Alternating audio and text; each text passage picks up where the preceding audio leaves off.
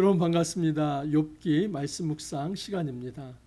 우리가 하나님의 말씀으로 은혜를 받고 그 은혜 받은 말씀으로 잘 무장하여서 혹시라도 우리 주위에 어렵고 힘든 자들이 있다면 그 말씀으로 잘 위로할 수 있기를 간절히 소망합니다. 우리가 말씀으로 누군가를 잘 세우는 것, 또 위로하고 그들을 상처를 싸매주는 것, 이것은 매우 좋은 일입니다. 그런데 여러분, 이런 좋은 일조차도 정말 부작용이 나지 않도록 매우 신중하게 접근할 필요가 있습니다. 주의를 기울이지 않는다면 우리는 말씀을 전하고 그 사람을 세우려고 하지만 받는 입장에서 굉장히 큰 상처가 될 수도 있습니다. 우리는 말씀 사역하면 이런 오해를 합니다. 말씀을 내가 잘 깨닫고 해석하고 그것을 조리 있게 전달하면 그것은 말씀 사역이 되었다라고 생각합니다. 여러분, 그렇지 않습니다. 이 말씀이라고 하는 것은 항상 적용 대상이 필요합니다. 그리고 적용점이 중요합니다. 이 말씀의 원리를 알고 그 원리를 적용하는 것이 사실 묵상의 원리이고 또 설교의 굉장히 중요한 포인트이기도 합니다. 또는 우리가 말씀 나눔을 할 때, 소그룹을 할 때, 누군가를 케어할 때는 말씀에 대한 정말 잘된 해석, 그리고 그 말씀을 어떻게 적용할 것에 대한 고민, 이것이 필요합니다. 그래서 말씀만 잘 이해할 것뿐만 아니라 더 한 가지 덧붙여야 할 것은 사람에 대한 이해입니다. 진짜 말씀 사역을 제대로 하고 싶다면 성경 공부도 열심히 해야지만 사람에 대한 이해, 사회에 대한 이해입니다. 그리고 그렇게 사람에 대한 이해가 되었다면 그 사람의 입장을 공감할 수 있는 이 공감적 마음, 이 공감적인 경청이 필요한 것입니다. 이것이 바탕이 된 상황에서 하나님의 말씀의 원리가 어떻게 이 사람에게 적용되어야 할까? 그것을 매우 아주 신중하게, 주의 깊게, 사려 깊게 그렇게 이루어져야만 합니다. 여러분, 그런데 지금 이 욥의 세 친구 엘리바스, 빌닷, 이 소발이라고 하는 사람이 소위 그들이 가지고 있는 신학을 가지고 입바른 소리를 합니다. 하나님 말씀은 이렇다. 그리고 인간은 이래야 한다. 그런데 그 말이 욥에게 다가오지 않습니다. 왜냐하면 전곡을 찌르지 못하기 때문입니다. 욥의 이 고난의 원인을 사실 욥도 모르고 친구들도 모릅니다. 근데 그 모르는 것에 대해서는 일정 부분 침묵을 해야 할 부분이 있는데 이 친구들은 자기들이 가지고 있는 이 작은 신학적 지식을 가지고 욥 너는 이런 면에서 이것 때문에 이렇게 현재 이런 상황이야 하면서 그냥 말도 안 되는 전제를 가지고 말씀을 풀어내기 때문에 욥 입장에서는 아무리 좋은 얘기를 해도 그것이 욥에게 설득력 있는 말씀으로 다가오지 않습니다. 자, 이제 첫 번째 타자 엘리바스입니다. 대만 사람 엘리바스가 대답하여 이르되 누가 내게 말하면 내가 실증을 내겠느냐? 누가 참고 말하지 아니하겠느냐? 여기 내가 실증을 내겠느냐? 이 말은 무슨 말이냐면 혹시 누군가가 너에게 무슨 말을 한다면 네가 혹시 참지 못하는 것은 아닐까? 그리고 견디지 못하는 것은 아닐까? 이런 질문을 하는 겁니다. 그런데 이것은 욥을 비하하는 것이 아니라 오히려 엘리바스가 지금 욥에게 뭔가 이야기하고 싶은데 조심스럽게 말을 떼는 이 서두와 같은 것입니다. 내가 지금 하는 말이 너의 신경을 좀 건드릴 수도 있을지 모르겠다. 하지만 이 말을 꼭 하고 싶다는 겁니다. 누가 참고 말하지 아니하겠느냐? 네가 좀 힘들 수도 있겠지만 이것은 내가 꼭 너에게 해주고 싶은 말이다. 이런 얘기입니다. 보라, 전에 내가 여러 사람을 훈계하였고 손이 늘어진 자를 강하게 하였고 넘어지는 자를 말로 붙들어 주었고 무릎이 약한 자를 강하게 하였거늘. 여러분, 지금 엘리바스는 욥의 과거의 그 욥이 잘했던 부분을 칭찬해 주고 있습니다. 근데 사실 이 칭찬은 어떻게 보면 역설적으로 욥이 지금 현재 이 고난받는 것이 무슨 문제인지를 말하기 위한 그런 하나의 기초와 같은 겁니다. 그렇기 때문에 완전한 칭찬이라기보다는 욥에게 하고 싶은 말을 지금 던지기 위한 하나의 기초를 던지는 거라 볼 수 있습니다. 그래서 욥은 어떤 사람이었냐면 여러 사람을 훈계했다고 합니다. 이것은 욥이 지혜로운 사람이었다는 겁니다. 손이 늘어진 자, 넘어지는 자, 무릎이 약한 자, 이 사람들 다 연약한 자들입니다. 지혜가 없기 때문에 이런 연약함을 경험하는 것입니다. 이 엘리바스는 규범적 지혜를 가지고 있습니다. 이 규범적 지혜라고 하는 것은 무엇이냐면 그 사람이 게으르기 때문에 소출이 없는 것이고, 그 사람이 죄를 지었기 때문에 벌을 받는 것이고, 그 사람이 하나님 앞에서 의롭다면 하나님으로부터 축복을 받는다. 이 모든 이 인과응보적인 이 어떤 규례가 규범적 지혜입니다. 여러분, 이 규범적 지혜의 가장 대표적인 성경이 어디겠습니까? 잠언서이죠. 이 잠언서의 입각에서 본다면 지금 여기에 있는 이제 손이 늘어진 자, 또 넘어지는 자, 무릎이 약한 자, 이것은 단지 연약한 존재가 아니라 지혜가 없어서 그런 고난을 받고 있는 자입니다. 그런데 이 자들을 욥이 과거에 훈계를 했다는 겁니다. 그래서 훈계를 해서 그 사람들을 다 이렇게 세워줬다는 겁니다. 지혜가 없어서 고난받는 자들을 이 지혜자인 욥이 과거에는 잘 이렇게 세워줬다는 거죠. 이거 칭찬하는 겁니다. 근데 부메랑처럼 이것을 욥에게 다시 돌아오게 하는 말씀을 하기 위해서 지금 이걸 밑밥으로 던지는 겁니다. 이제 이 일이 내게 이름에 내가 힘들어하고 이 일이 내게 닥침에 내가 놀라는구나, 이 얘기하고 싶은 거죠. 이전에는 과거에 네가 지혜를 가지고 지혜 없는 자의 그 약함을 보듬안고 일어서 세워줬는데 이제 보니까 네가 그 지혜가 없어서 이런 고난을 받고 있구나 하는 것입니다. 그래서 엘리바스 입장에서 욥의 고난이라고 하는 것은 욥이 지혜가 없기 때문에, 그리고 욥이 뭔가 문제가 있기 때문에, 하나님 앞에서 죄가 있기 때문에 고난을 받는다 하는 이 전제를 깔고 하는 것입니다. 내 경외함이 내 자랑이 아니냐, 내 소망이 내 온전한 길이 아니냐. 여러분, 하나님을 경외하고 하나님께 소망을 두고 온전히 달려왔던 자가 욥이지 않습니까? 근데 그것을 질문 형식으로 묻고 있다면 현재 너에게 하나님을 경외함과 너의 소망이 있는가, 이것을 도전하는 것이지요. 그래서 엘리바스는 지금 이 욥에게 아주 조심스럽게 다가가서 내가 과거에 지혜 없는 자, 그 지혜가 없어서 고난받는 자들을 잘 세워줬는데, 아니 이제 보니까 네가 이런 고난을 받고 있구나. 그렇다면 너도 역시 지혜가 없었던 자였구나. 그것을 지금 말하고 싶은 겁니다. 7절 이하를 보십시오. 생각하여 보라, 죄 없이 망한 자가 누구인가? 정직한 자의 끊어짐이 어디 있는가? 인과응보입니다. 여러분, 이 인과응보라는 말 사실은 이 불교적 용어입니다. 모든 것에 다 원인이 있고, 그리고 그 뿌린 대로 나중에 받게 된다 하는 것입니다. 소위 이제 이 불교적 세계관에서는 전생이 있는데, 전생에 어떤 덕을 쌓게 되면 나중에 이제 현재의 현생에서 또 내세에서 굉장히 복을 받고 또 이제 잘 된다는 것이죠. 그리고 지금 내가 이렇게 어려움을 당하는 것은 전생에 어떤 업보가 있었기 때문이다. 이게 다 인과응보이죠. 어떤 이 뿌린 결과, 그것에 대한 결과가 반드시 돌아온다, 보답을 받게 될 것이다, 이거 사상입니다. 근데 여러분, 성경에서 이 인과응보적 규례는 잠언입니다. 잠언은 이 인과응보적 규례를 가지고 접근하면 많이 맞습니다.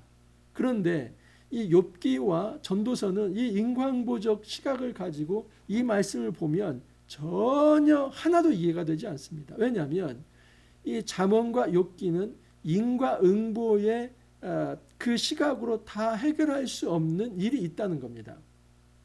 지금 이 욥기에서는 고난의 문제라고 하는 것이 단지 죄를 지었기 때문에 고생을 당하는 이것이 아니라, 어떤 사람이 이 고난을 당할 만한 그런 죄를 짓지 않았다 할지라도 예외적으로 이런 일들이 발생할 수 있다는 겁니다. 그러니까 이 인과응보의 틀에서 예외적인 일들이 지금 일어나고 있고 그것을 설명하는 것이 욥기이기 때문에 인과응보의 신학을 가지고 이 욥기를 살펴보려고 한다면 전혀 해석이 안 되죠. 근데 엘리바스는 전형적인 이 인과응보 신학을 가지고 욥을 재단하고 있는 겁니다. 내가 보건대 악을 밭갈고 독을 뿌리는 자는 그대로 거두나니, 여러분 이런 말 있지 않습니까? 콩 심은 데 콩 나고 팥 심은 데 팥 난다. 그래서 악을 밭갈고 독을 뿌리는 자는 그대로 거둔다. 죄를 지은 자는 반드시 고생으로 사망으로 되갚아질 것이다. 그런 거죠. 다 하나님의 입 가운데 입 기운에 멸망하고 그의 콧김에 사라지느니라. 좀 잔인한 얘기를 합니다. 사자의 우는 소리와 젊은 사자의 소리가 그치고 어린 사자의 이가 부러지며 사자는 사냥한 것이 없어 죽어가고 암사자의 새끼는 흩어지느니라. 여러분 이 사자 비유는 굉장히 잔인한 얘기입니다. 왜냐하면 이 욥의 가정을 이 사자 비유로 말씀하기 때문입니다.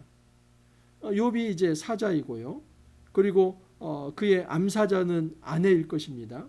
그리고 젊은 사자, 어린 사자들은 자녀들일 것입니다. 여러분 욥의 자녀들이 이미 죽지 않았습니까?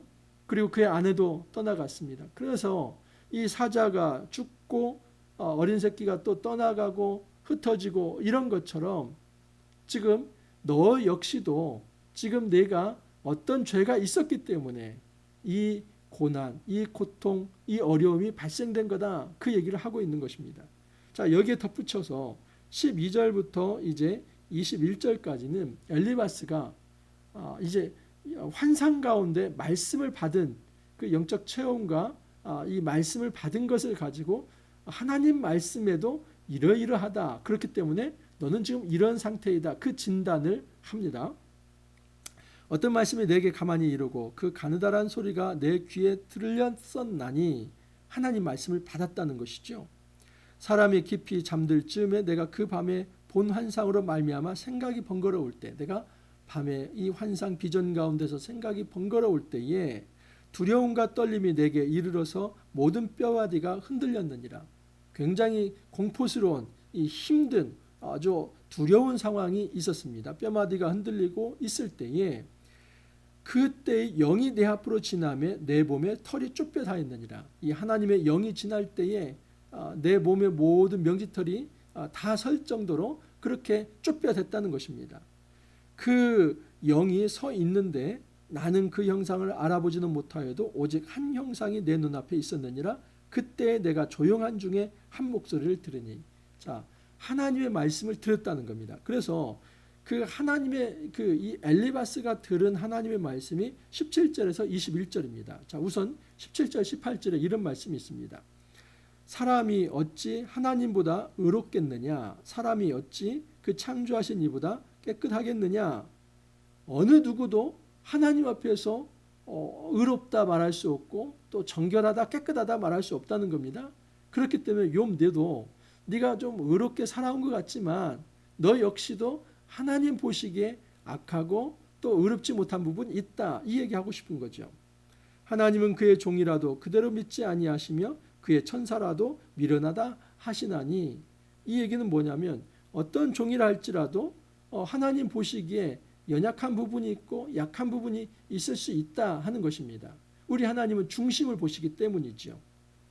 자, 19절 이하에서는 하물며 흙집에 살며 티끌로 털을 삼고 하루살이 앞에서라도 무너질 자이겠느냐. 이것은 무엇이냐면 지금 이 하루를 살아가는 아주 그 유한한 생명을 가진 이 인생은 더 말할 날이 있겠느냐 이런 얘기죠. 아침과 저녁 사이에 부스러져 가루가 되며 영원히 사라지되 기억하는 자가 없으리라. 그래서 지금 17절부터 20절까지 하고 싶은 얘기는 뭐냐면 인간은 하나님 보시기에 다 불의하고 죄가 많은 자이며 유한한 존재이다는 것이죠. 그 존재가 지혜가 없이 죽어간다는 겁니다. 장막줄이 그들에게서 뽑히지 아니하겠느냐? 그들은 지혜가 없어 죽느니라. 여러분, 지금 이 규범적 지혜에 있어서는 그것은 죄와 연결됩니다. 그건 잠언에서 하는 틀입니다. 그래서 단지 지혜가 없다 하는 것은 그 사람에게 있어서 어떤 지식이 좀 모자라다, 못 배웠다 이걸 얘기하는 것이 아니라 하나님을 알지 못하는 것을 이야기합니다. 그래서 지금 욥을 정죄하는 것이죠. 내가 일전에 말씀을 들었는데 모든 인간은 불의하고 모든 인간은 유한하기 때문에 그 인간의 이 유한함의 틀 속에 너도 들어있는 거고, 너는 결코 완전하지도 않고, 너는 결코 이제 죄가 없는 것도 아니고, 그렇기 때문에 이 모든 고난은 네가 뿌린 죄에 대한 결과이다. 이 얘기를 하고 싶은 겁니다. 여러분 어떻습니까? 이 엘리바스의 이야기에 대해서 여러분 어떻습니까? 목사님 다 맞는 것 같은데요. 한 가지 먼저 전제해야 할 게 있습니다.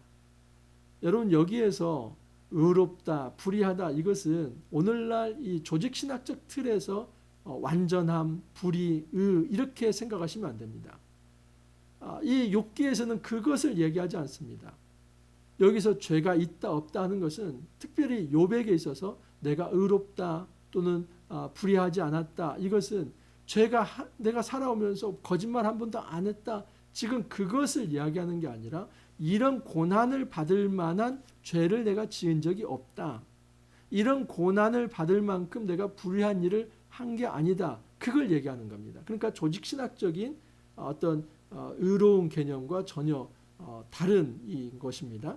자, 그것을 먼저 전제를 해야 하고, 또 하나는 이 엘리바스를 좀 볼 때 여러분 엘리바스가 욥에 대해서 욥이 어떤 죄를 지었다 하는 것을 근거를 가지고 얘기합니까?